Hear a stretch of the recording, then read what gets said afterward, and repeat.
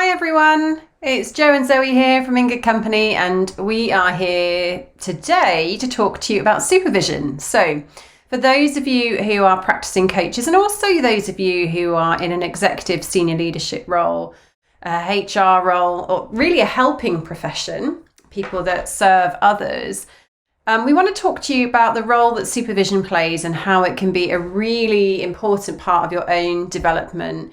Joe and I have been coaches for 10 years, and we know it actually took us a long time to engage in formal supervision because we had misconceptions about what it was and didn't actually see the full value of it. So we want to share some of that with you today, so that you don't miss out on the beauty that is supervision. So where should we start, Joe? Yeah, so I think first of all, we should probably say that we are qualified coaching We should. supervisors as well as coach trainers and practicing coaches ourselves. If we think about the accreditation process, so if you either are an accredited coach or you want to become an accredited coach with either the European Mentoring Coaching Council, the International Coach Federation, or the Association of Coaching, they all require you to undertake supervision as an ethical coach.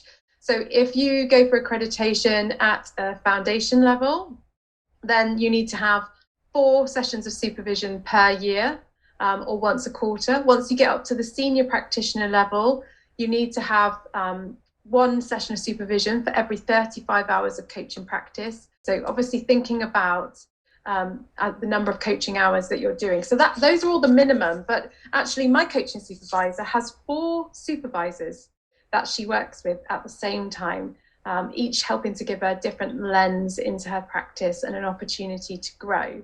So we thought that, sorry, go on, No, Zoe. I was just going to say, like, some of the benefits of coaching supervision, because what I used to think supervision was a space to kind of go, oh, am I doing this right? Or you could have done that better. And it's a really limited view of supervision. What I've discovered through engaging in supervision is it is a great space to understand more about yourself, so that which is one of the obviously core competencies of coaching.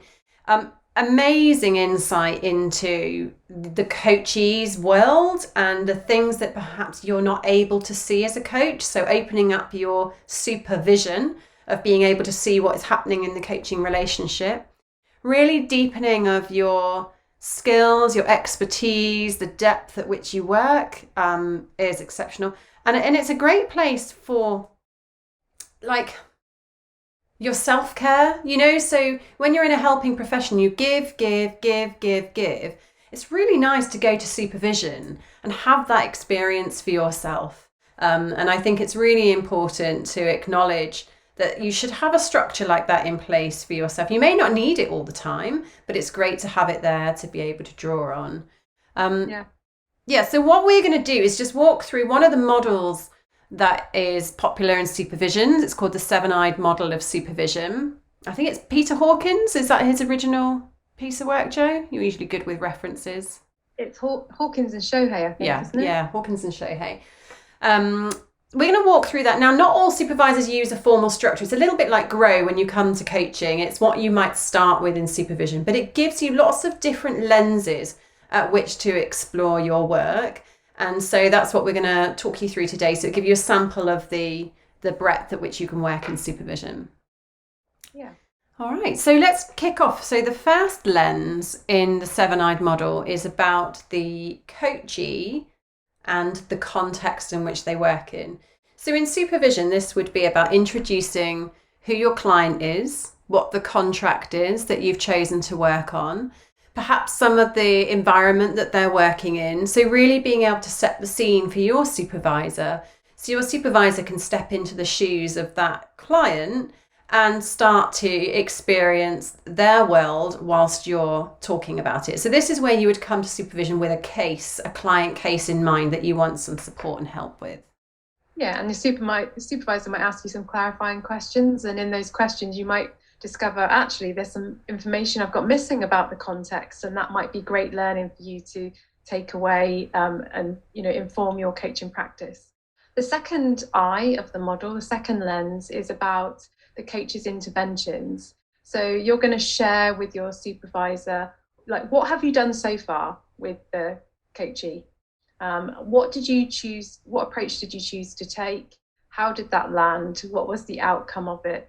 What are the reasons you chose, not to use other approaches? Did you choose to use, structures and exercises in your coaching session, or were you a bit more organic in your approach to that? So it's an exploration of that, and your supervisor will enter into that discussion with inquiry.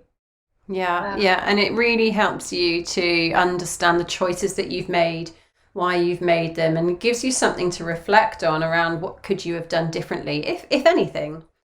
So the third lens then is about the coach and the coachee and what is happening in their relationship. So here your supervisor might ask you questions around how do you feel when you're coaching this client? What's your relationship like?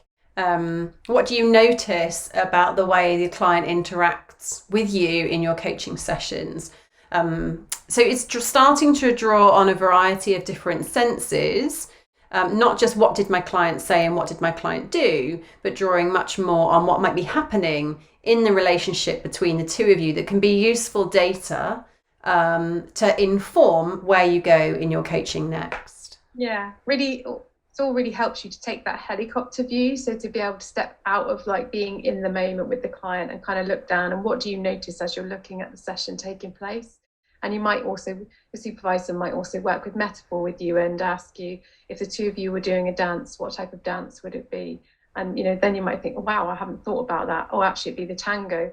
Okay, and then you might explore that in relation to the reason that you've brought this particular coachee out of all the coachee cases that you're working with. What's the reason you brought this one? So the fourth lens is about the coach's awareness. So what is the coach aware of when they are coaching this person? So are they aware that they're getting triggered? Are they noticing that they feel nervous before this particular coaching session, whereas they don't experience that with other clients?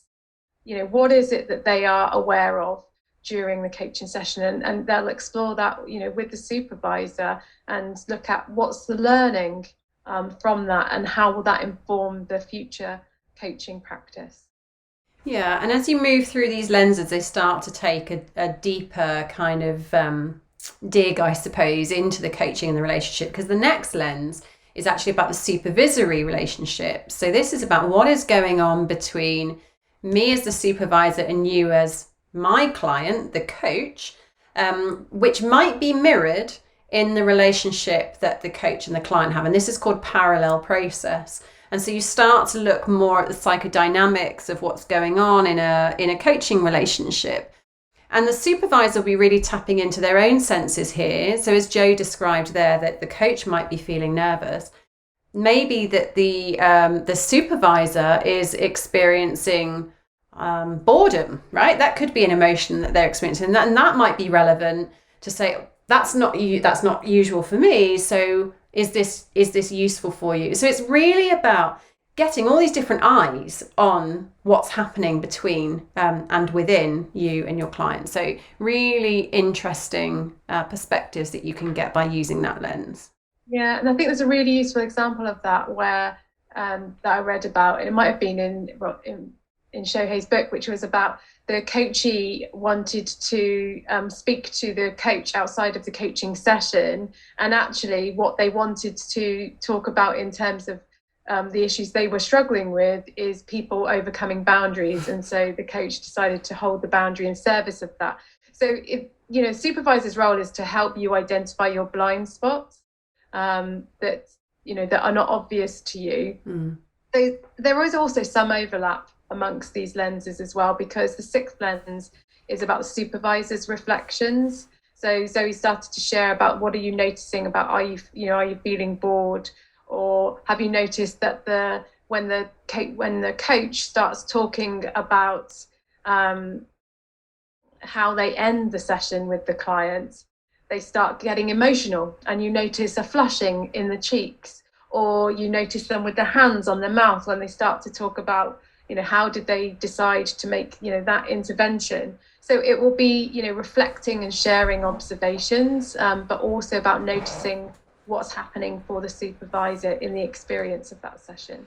I do think there's a place, and I don't know whether it's this eye or throughout all of them really, that you're also there with the benefit of your supervisor's experience. So, if you're a coach who's been working for a few years and you work with someone like Joe and I, like we're going to bring all of the experience of all the clients that we've had through our 10 years. And so we will be in partnership with you, with this client, and say things like, it's really interesting. What I'm picking up and what I'm sensing or what I'm noticing is this. Is that helpful to you? So it's not exactly the same as coaching. There's a lot more partnership and collaboration and in it together of sharing different insights and learning. So good stuff. And then the final I, number 7, is about the wider context. So this is about the system in which you and the client are working. So drawing in stuff from the outside to see how relevant that is. So questions like, what else is going on in your client's world right now that could be influencing this? Or what's going on in your world